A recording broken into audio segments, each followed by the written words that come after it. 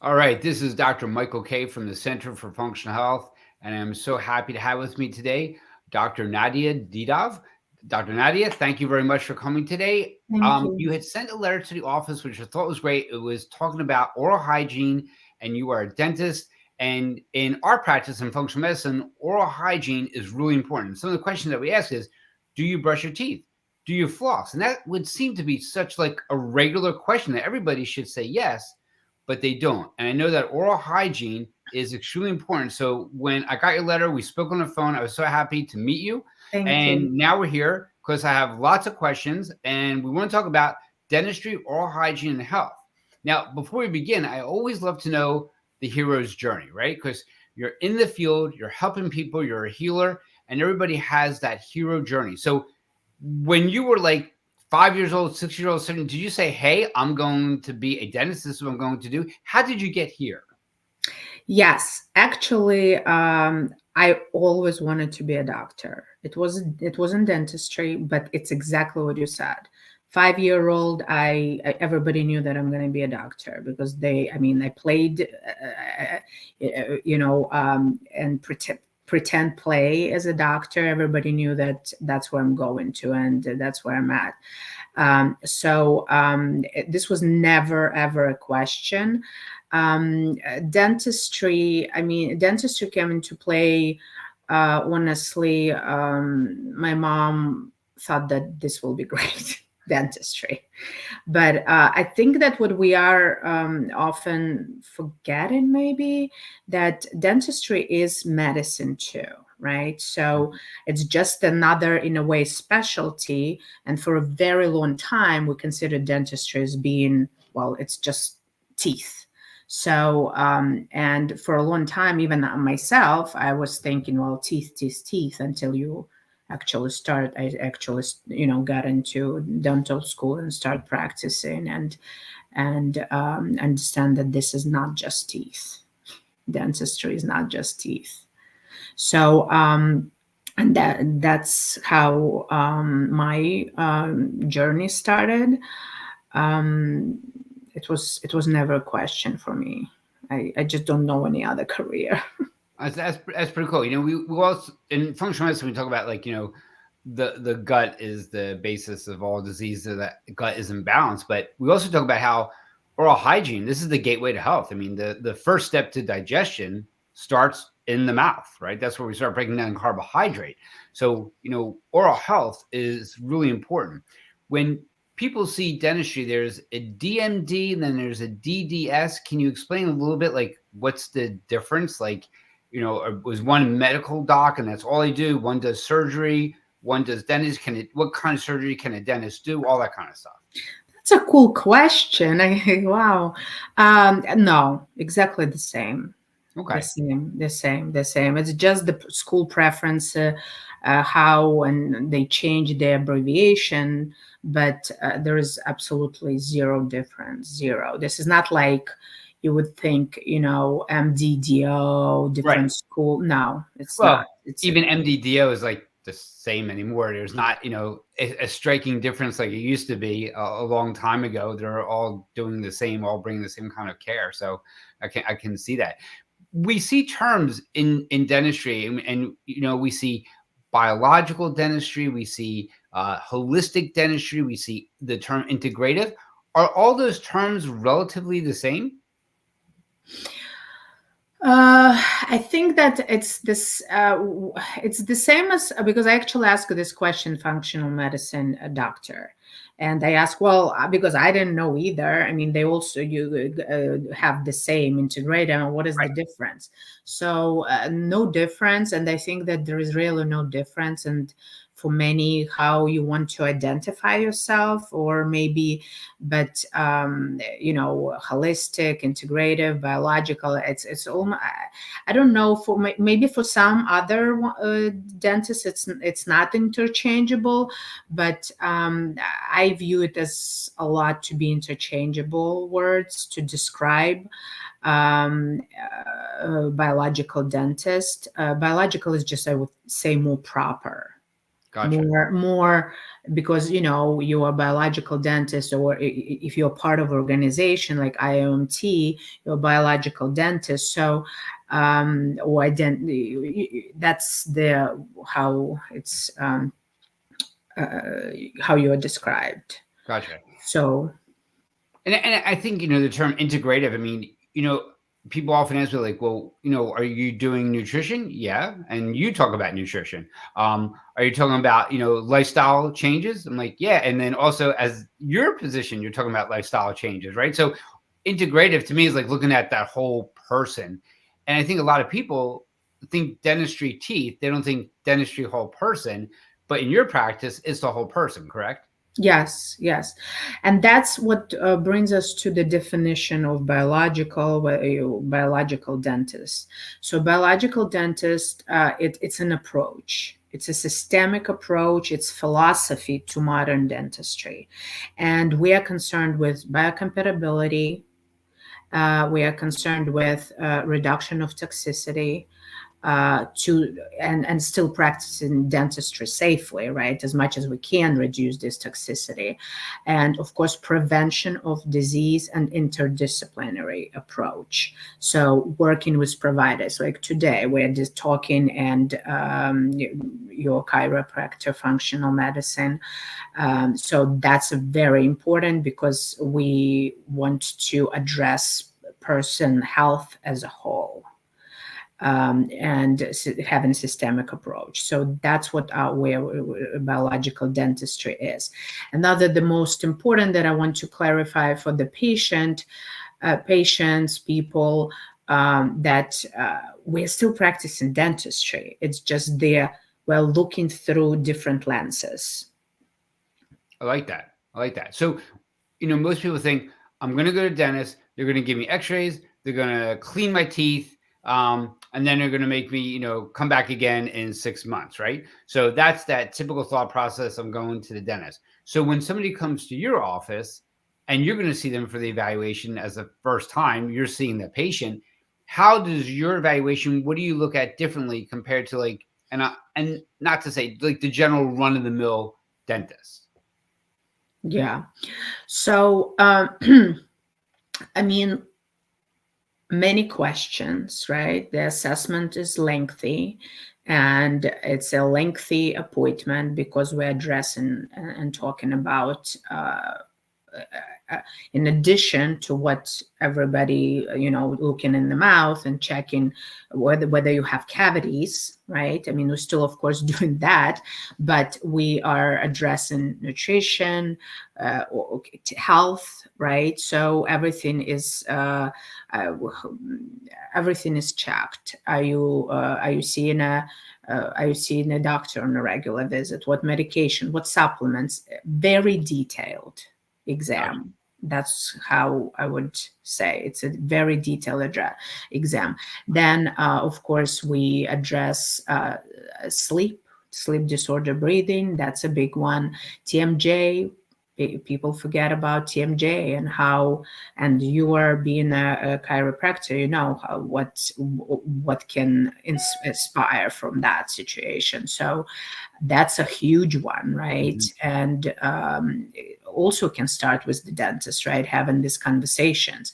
And when often I ask patients, what their concern is, or I start the conversation and is talking about, headaches and TMJ, checking TMJ, and here we are, and we open the Pandora box, right? And they're saying, oh my God, and I can't sleep. And so these are not a typical kind of question that you will encounter, or conversations that you will have at traditional model dental practice.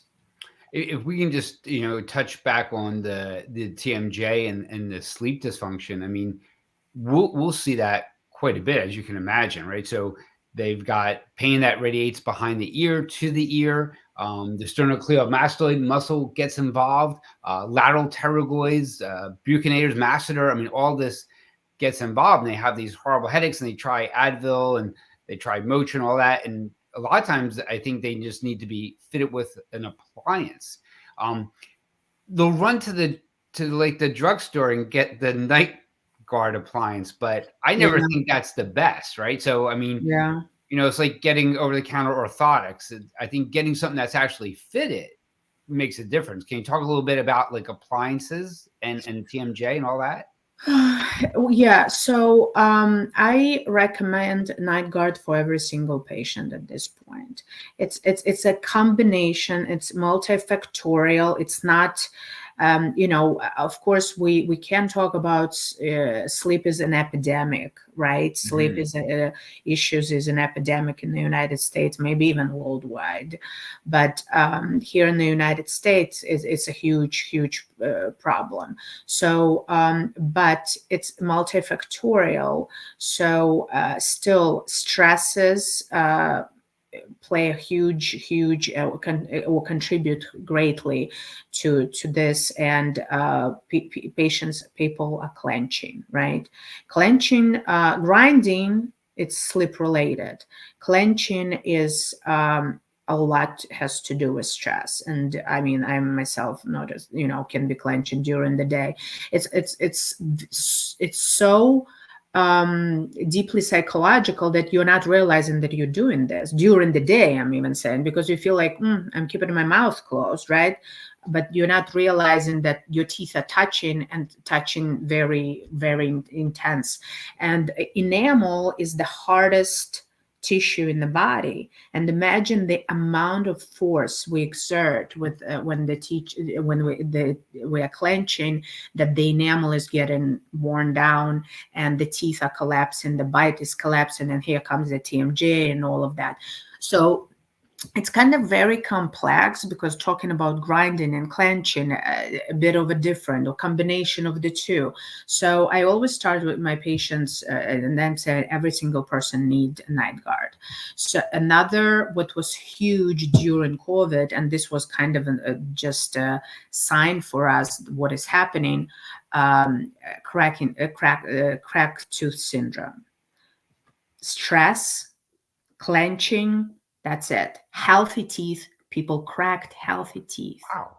So the power that we can exert with our facial muscle domestication on these teeth is amazing, right? When you crack healthy teeth, it's one thing if it's not healthy. So this was number one emergency, believe it or not, in all dental offices and the dentists, is cracked teeth. Hmm. And so again, and stress didn't go anywhere. So I'm just saying, you know what, protect. It's a very simple custom, 100% custom.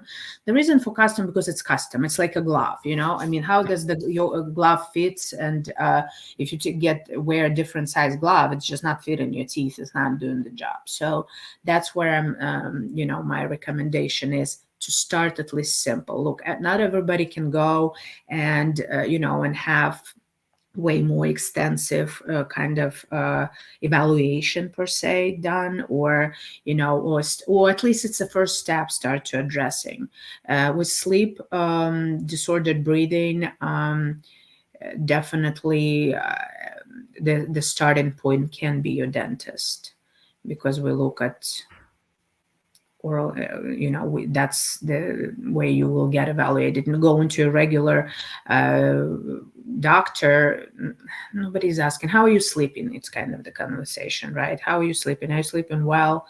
And this would not be discovered at primary care, Right.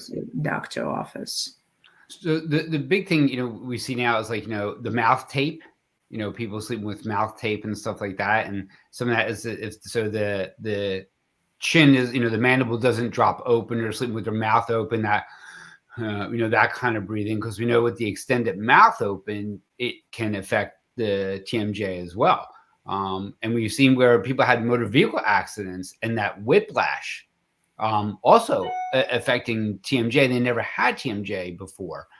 So, I think a lot of times this is joint, right? People forget there's a joint, there's a small disc in there that can create so much dysfunction and lead to a lot more of symptoms of not sleeping right, of headaches, of even the headaches supraorbitally, Yeah. pain on the side behind the ear. So in our world, getting that TMJ assessed, getting the custom night guard does make a big difference.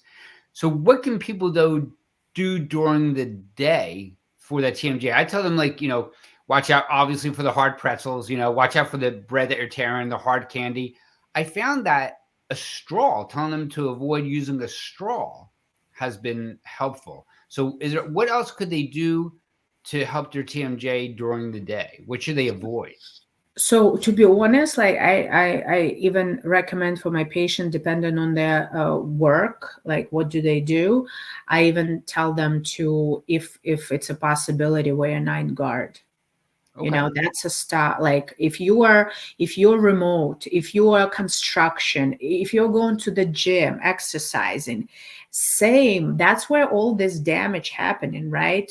I mean, there are of course jobs that we can't, like I wouldn't be able to, maybe I can, like if I will explain to the patient that I'm in prevention stage, so maybe I can, I'm wearing masks. So but I recommend, I'm saying, if your job allows, wear during the day, because every single patient, I mean, when patients come in, they don't right away say, oh, and by the way, I know that I'm grinding and clenching. We start the conversation. Start the conversation asking questions, what, evaluation of TMJ, and um, so, and that's when it's like, oh my god, and it's such a sigh of relief coming from the patients, like, oh my god, and they don't think that I'm the provider to tell me about that as a complaint.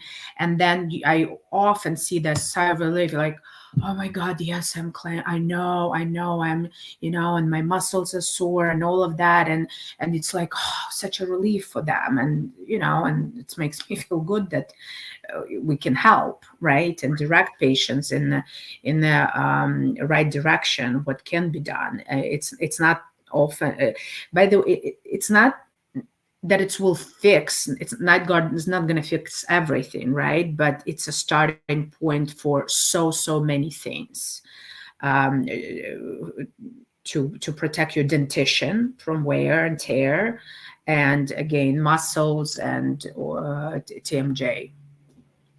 And what is your opinion on like TMJ exercises? Do you think they're worth doing? Do you think they actually help? I I I'm not an expert in that, so I'm not gonna say on TMJ exercises. That's Because maybe we'll more see that like a lot. Patients come in and like, hey, I'm doing these exercises. I'm like, okay, it's great. I'm like, I don't think it was really weak per se. So it's just interesting to see what, if they actually make a difference or not. And since we're on the TMJ, can we talk about like gum health and tongue health? Like a lot of folks, like in traditional Chinese medicine, I know they always look at the tongue, right? So from a dentistry perspective, you look at the tongue. From a functional medicine perspective, we look at the tongue. And in our world, we're looking for like if there's like thrush on the tongue, if there's bumps on the tongue, we want to see when they stick the tongue out if it goes to one side versus another side, all that kind of stuff. So tongue health and gum health must play a role. So when you're looking at some of these gums and tongue, what are some of the things that you're looking for? What do you see in practice? so. Yeah, so periodontal disease. That's what we kind of come into, gum disease, periodontal disease, right? It's the prevalence is patients, people over 30-year-old, it's about 45-50% in the United States population. Yes. Over 30 years old, you said? Over 30 years old. So it starts slow. It's a very low grade in inflammation that is starting when you're over 30. Then it increases at age 65 plus. It's going to even 90%. Yeah. I mean, yeah, because if it's not addressed in timely manner, of course it increases. Wow, The prevalence. that's a big number, right? So that's a large number after It is even. a huge number, and honestly, this is the number that I'm seeing in but I think it's higher. I honestly Hmm. think it's higher. Yeah, yeah, And it's my. and what do you think is the driving factor? Is that lack of proper daily oral hygiene care? Is it nutrition? Is it a combination of a whole bunch of things? Stress, everything. So, what is periodontitis? Periodontitis is the disease that caused by bacteria, right?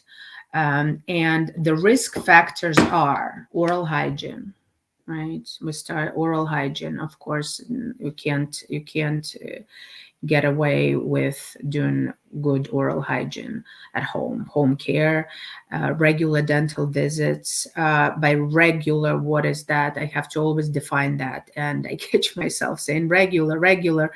And regular means so many different things for different people.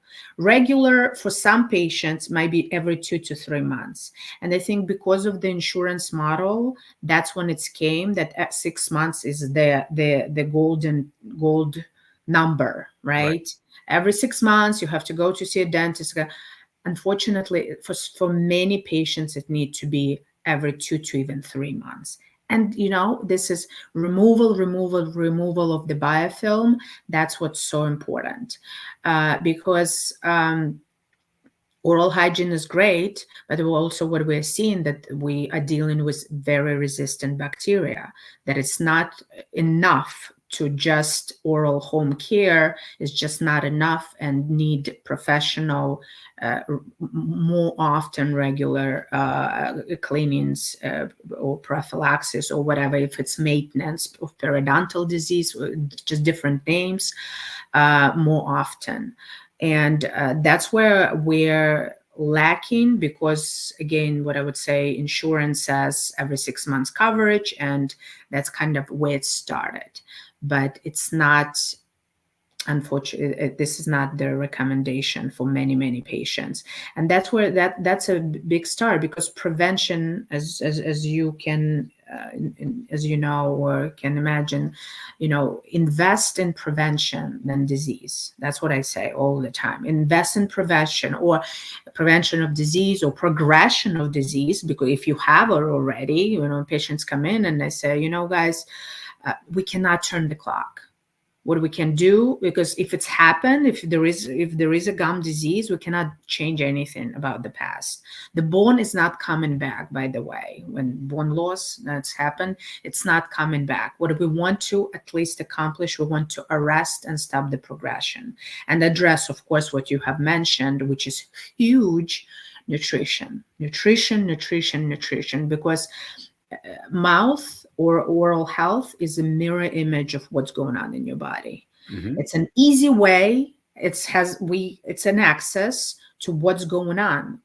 Because if I see inflammation, there is an inflammation in your body. If I'm seeing in your mouth inflammation, there is the break in tissue. So the break of the barrier, and then the bacteria enters systemically, and that's where the linking to systemic conditions start. So all of my patients, there is always conversation, and I always had it.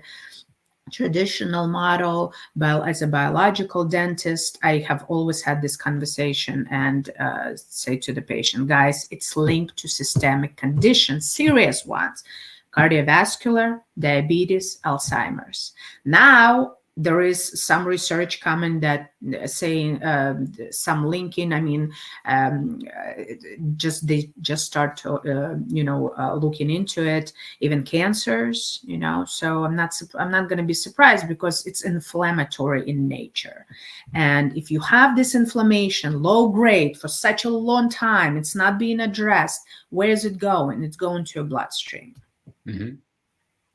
And that's where the dysfunction or imbalance of oral bacteria, of course, will be affecting your systemic health. It's an entryway. It's part of your digestive system, right? So, and that's a conversation also, why we're talking about nutrition. For some patients, dentists, we're talking about nutrition, not just caries, right? Caries, because of periodontal perio.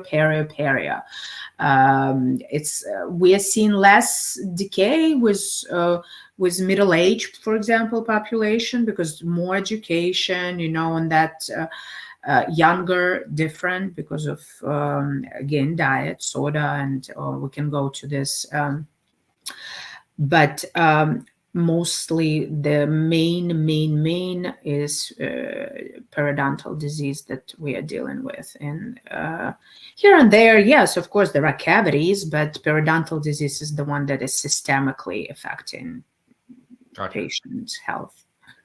And when you talk like proper oral hygiene, as I share, like one of the main questions we get at the office, especially in the functional medicine setting, is like some are pro fluoride and some are anti fluoride, right? So can we talk a little bit about fluoride, because I know there's a lot of controversy around it, and we basically touched a little bit in the beginning about it's a systemic thing with the water supply, but if we stick to like, do we get toothpaste that has fluoride in it? Do we not get toothpaste that has fluoride in it? So that's an often asked question, in my office. And is it worth the money to buy the organic? It says organic on it, toothpaste. Yeah. So it's a controversial topic, right? In among dentists as well, and it's still fluoride in toothpaste is controversial. And I always refer patients to IOMT website to read and get more educated, because there is so much more there. It's a wonderful resource to kind of learn what is going on with fluoride, right? Because we know that fluoride have been around for a very, very long time, and it's really hard to burst somebody's bubble and say, oh, fluoride in toothpaste is not good. So the great news, if you are, we are fluoride free in the office. Okay. But for patients that are still attached to fluoride, like meaning almost like psychologically, right? Kind of, what do you mean? Like it's hard. I say that we have great we have great product now that is as good, which is hydroxyapatite. Mm-hmm. 10% hydroxyapatite. So it's not just, and now we have, different brands. So it's not just one brand that I would say, well, I would recommend that. Organic is not necessarily protective and or means good, right? So you have to look, and it's also constantly changing, right? We're finding out more information, and consumers are overwhelmed, and as a dentist also I'm overwhelmed at times, because newer, even for us that are have holistic approach to dentistry, overwhelmed too, because it's constantly coming, and patients asking questions too, because it changes. So at the present, there are options alternative to fluoride, and these options, by the way, also it challenged, start to get challenged. So I would say that it's case by case too, very often case by case approach, with what's going on. If patient is healthy, meaning healthy, yes, healthy, and oral health is under control, there is no need to be even concerned so much with what kind of toothpaste do you use, Mm-hmm.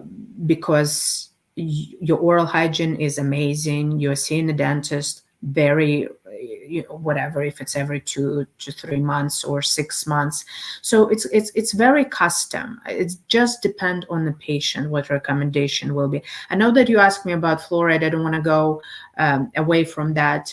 But I think that for me the difficulty is that that it's remained to be controversial topic. Gotcha. And for patients that are against fluoride, we have alternatives. For patients that are using fluoride toothpaste, they're using fluoride toothpaste. Gotcha. It's hard for me to burst this bubble. Gotcha. So on that same line, then we go to mouthwash. I mean, some of the latest stuff about mouthwash. Oh my God, it's going to affect the oral microbiome. This mouthwash is going to affect the heart. Use this one, use that one, and it's again very overwhelming for our Yeah. patients. Mouthwash is easier for me because I would Okay. say I'm against over-the-counter mouthwash. End of story. Over Okay. the counter, there is nothing good there. The marketing is constantly changing, right? Because very quickly they're catching up, and because for a long time the mouthwash contained alcohol, and then it was like, oh my God! But hold on a second, we're striping oral cavity from healthy bacteria. That's the big one, right? Because we always when the mouth is healthy, it's in a balance. It's not that you don't have the bad bacteria, it's just the balance is reached in oral cavity, and that's what we're going for. So when you are stripped there of all the good bacteria with this very, very, very aggressive chemicals that are added, that becomes a problem, because clearly the bad one is thriving, the bad bacteria. So and that's what it comes the concern. So to my patients, it's easy. I recommend very natural, that been long studied mouth product, mouth oral mouthwash product. And again, for some, I also ask, what is this for you? Like, do you, because some patients like to refresh their mouth, right? Just to refresh. Or some have it as part of their routine, like oral care, home care routine. That's another one. So it's all depends. Some don't use it, right? So Mhm. I'm not going to say, well, you must add it. I'm not going to say that either, because again, if you're a healthy individual, if your nutrition is under, control, everything is under control, you might not need any additional adjunct therapy. I want my patients to be, I don't want to overwhelm them with adding stuff if they're Mhm. healthy, right? We want to concentrate what is a must, and not to overwhelm with additional steps to take care of their oral health. So if it's not needed, well, it's not needed. If it is, we have recommendation what we'd recommend, but not over the counter. Gotcha. Not. So this recommendation, is that something that you write for, or they get it somewhere, or We have it in the office as a okay? convenience for our patients. Yes, we have it in the office, the product. Because I know my patients are going to ask me, what does she recommend? So we got Yeah, to get them a link or something to you so they can get that. We yeah. talk about oral hygiene, and of course, when we ask people, do you floss? They say no. So I'm sure you're pro flossing, but then we heard, oh, but the floss has chemicals on it, so that's not good either. So again, it's so frustrating. So water pick, flossing.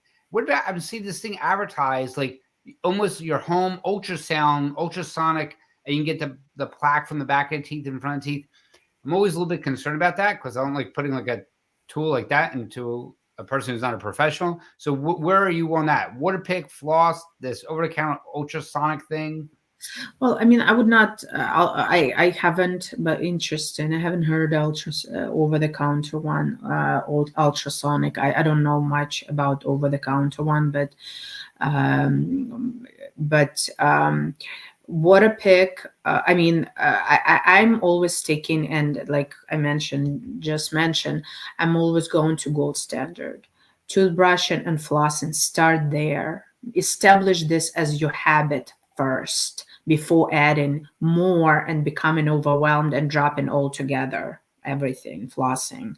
So I would say, what is it, 9 months, right, to establish a new habit. That's, by the way, another one that when seeing patients every more often, 2 to 3 months, because that's another kick for the patient flossing. Because guess what happened? You go to see a dentist, you see a hygienist, and like floss, floss, floss, you have to floss.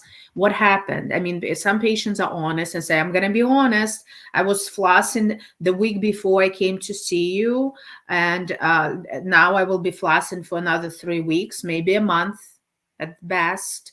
but then that's it, right? So this habit is never established. So I don't want to tell patients, oh, we must water pick. Like, well, we didn't establish standards yet. Let's don't add and become, additional adjunct therapies if we didn't establish the base of care at home. So I want them to brush and floss first. Now, water pick is amazing and the must to still answer your question when there is a bridge work, when there are implants, that's crowns. That's a great adjunct, yes. But for the most part, I like them patients to start with, because what will also happen, patients start substituting. And I don't want that. I don't want that, because water pick is not a substitute for the mechanical removal with the old floss.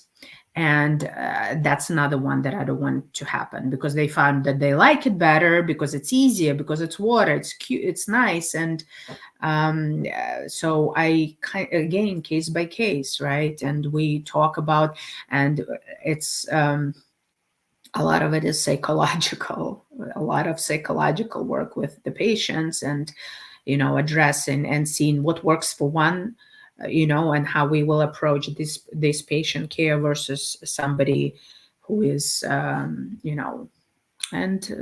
that's where it starts. Gotcha. And do you think my patients should worry about the floss they use because of the stuff that they hear, or? Yes, I mean, don't we hear? Yeah, but there is right now we do have product that is available, that is free of these chemicals that Okay. came to the surface, right? So product is out there. Use it without, yes, use without all the chemicals, PFOs, PFOAs. Now I'm lost, with all Right. this abbreviation, because Right. it's keep adding and changing. And but the product is the great news. The product is available without these chemicals, and it does the job, and and kind of remove that concern from your everyday oral care.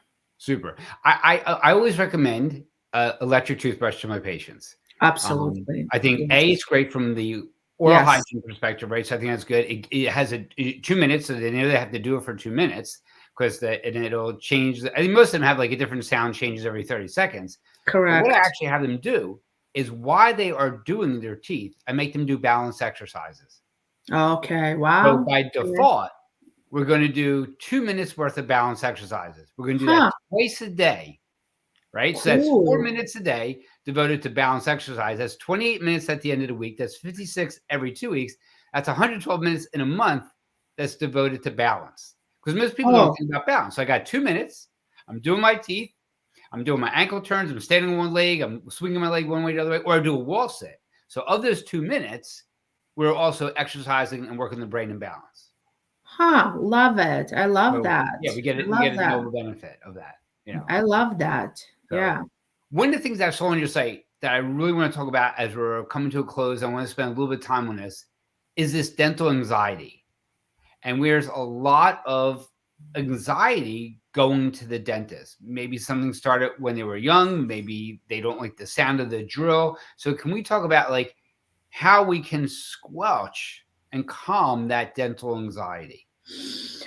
Yes, and that's how we are different. I mean, I am different, and my practice of dentistry is different. And honestly, I would add to the definition of biological dentistry is managing dental anxiety. It's not an easy it's a completely different field of dentistry, right? That unfortunately with traditional dental model can be only addressed with medication, because I mean, not only, but I'm saying like, additional adjunct, it's either oral sedation or it's intravenous for patients that are anxious. Like there is an answer, but it's, medicated kind of management. So I'm pro behavioral management, and that start, of course, always the conversation with having conversation with the patient, opening up, having open communication with the patient. And what, of course, over the years, what I discovered, that dentistry continue to be a very intimate field, very intimate, and patient continue to be embarrassed by so many conditions that they're dealing, or know about, having cavities, having periodontal disease or gum that are bleeding, or um, being concerned with oral hygiene, that they're not very good with oral hygiene. This is very embarrassing for so many adults, right? So Mhm. that's how it starts. For some, many, yes, it started with the trauma and all of that. But for the rest, they didn't experience that. And it's a lot of patients. When going to the dentist, or even talking to the dentist, what is the first thing? Oh my God, I'm talking to the dentist, right? What is the mental going on? Oh, what checks? Oh, I'm not done brushing. I'm not, I'm not a flosser, or I'm not, oh, this tooth that is a bit of rotation, or I'm having crowded teeth. It's ongoing when you go into the dentist. It does not happen when you go to see a regular doctor. If you're diagnosed with diabetes, you don't feel like, oh my God, I have diabetes, like I'm embarrassed of something, right? There is no component of this um, embarrassment when you're going to see any other provider but dentist. And that's when it starts. It's not what I'm discovering working with patients, that um, for some, yes, it's a fear of unknown, right? It's a fear of unknown. You don't know what happens. That can be overcome easily. All the steps that we take. You tell patients what was going to be next, but it's all it's very time consuming, right? In a traditional model, to address this patient and really and help them, and it did happen in my practice. So again, because of open communication, and it's pretty much psychology. It's psychology, and Mhm. being a psychologist, wearing all the hats as a Yeah. dentist. So you're not just hands, you're a psychologist. You're helping patient to overcome that, and in a non-medicated kind of way, which is behavioral. Gotcha. And hence the name of your practice. Can you share the name of your Yes, practice? Tranquility Dental Yeah. Care. I mean, Yeah. you guys That are was that was at the core. That was always at the core to healing dental anxiety. That's what's at the core of Tranquility Dental Care, was always a huge part of it. So and I am willing to and I want to help. I want to make a difference for these patients that feel in this way. I want to be this dentist or professional, dental professional, even human too, Mhm. that feel safe in that way, that know that they will be understood, and it's that I will work with them. Gotcha. Beautiful. And can you share with everybody where you're located, right? Where are you at? So we are located in Yardley, PA. Excellent. It's Lower Makefield Executive Quarters, and yeah, and our website is tranquilitydentalcare.com, and you can call us. We're always there for our patients, and email, call, visit the website, and that's That's how we what's. get to you. Very good. And I'll put up the links and stuff like that, and how people can get your office and all that. So as we come to close, any parting words, any like your one oral hygiene tip, like don't forget this. You know what is the big one that a lot, it's not talk a lot about? Do not share utensils. Ooh, Do not share utensils with your children, that's in the family members, because it's oral. We talk about oral bacteria, right? And that's where that's a big one. never thought about that. That's fantastic. That's a great tip. Yeah, That's yeah. wonderful. So very cool. Thank you so much for your time. I probably Thank have you so a much. questions to ask too. So Thank you so um, much. this is great. Really appreciate it, and Thank you. we'll put this out, and everybody will be able to take a look at it. So we will see everybody soon. Thanks, everybody. Thank you for your time. Thank you. Thanks.